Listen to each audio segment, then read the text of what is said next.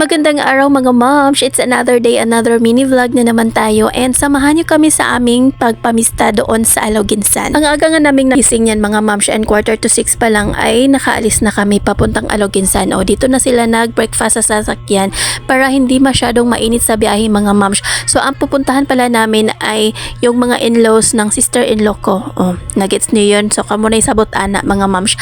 Basta adto mi og south of Cebu. O naagian na mo ang SMC side mga moms and nindot jud kayo diri biyahe ano basta sayo sa buntag kay wala gyud init.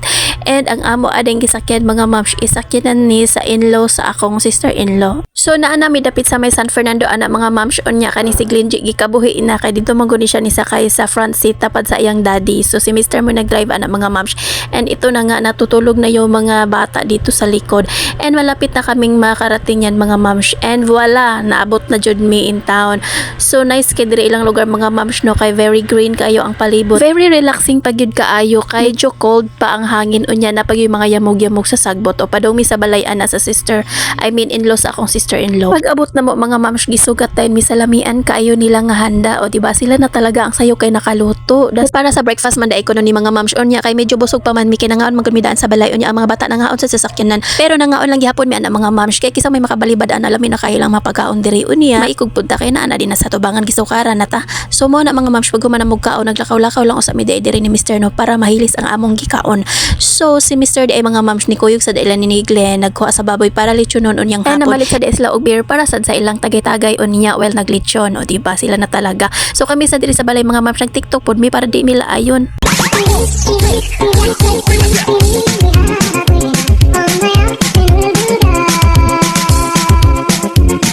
At May at 21 Move. Diba nadapa mag TikTok. So anyway mga moms pagbalik nila ni Mr. so na nagkot na sa daay mi diri sa ilang kapilya. Nabot pag yun mig unahan mga moms pero dool-dool ra man din nilang kapilya oy. Nya pagbalik na mo gilit yun na daay nila ang baboy yun nya na mas lidaghang kapayas diri nanghuit sa daay mi sa akong sister-in-law para among dadon og balik diri sa balay. So mao na siya mga moms daghan kay sila punuan sa kapayas diri daghan pag yun kayo og bunga. Kung dito pa ni sa balay kung naapa ni diri sa balay mga moms nahurot na siguro ni namo og kanang pokpo. So anyway mao na ning hitsura sa ilang lechon 62 kilos of lechon mga moms unya nindot kay pagkaluto kay fair gyud ang iyang pagka brown and very crispy kaayo. So nag-ready na din as dira butanganan sa lechon unya naa sa dining mga musikero diri naabot na and mao na ang ilang garden mga moms nindot kaayo silang mga bulak diri. So am din ni oy kanang lain nga variety sa gumamela unya while nagwait mi nga maluto ang lechon no nagsilpon-silpon na sa mi diri sa gawas. And finally naluto na gyud ang lechon mga moms gihaon na unya daghan kay nag-abang ni diri okay excited na kay mo paksi sa panit ba kay crispy kayo. And of course di magpalkan si Mr. nagkuha din siya ikog sa lechon. Atak na mga kababayan charot.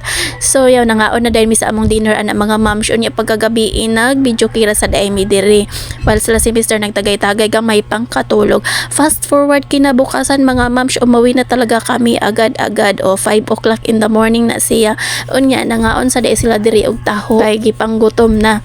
Well ang mga bata ana mga moms including akong anak ni kaon na day na dito daan o gilutuan na mo og noodles para mainit-initan ang tiyan while nagbiyahe. So mo na mga moms abot na mi diri sa SRP nya nakaagi pa gyud mi og nag-fun run. Overall experience sa among pagpamisa sa Aloginsan mga moms is lingaw jud kaayo. So yes mga moms dili lang kay maotra to first time na mo nga pag overnight dito kadaghan na mi nakalaag dito mga moms and naka-overnight kay dito manggod gikasal akong sister-in-law sa una and katong pagkasal sad ni Jam gi-invite sad mi dito and dito sad mi nga tulog and yeah mga moms naabot na dayon mi sa balay and that's all. Thank you all for watching and see you soon on my next mini vlog.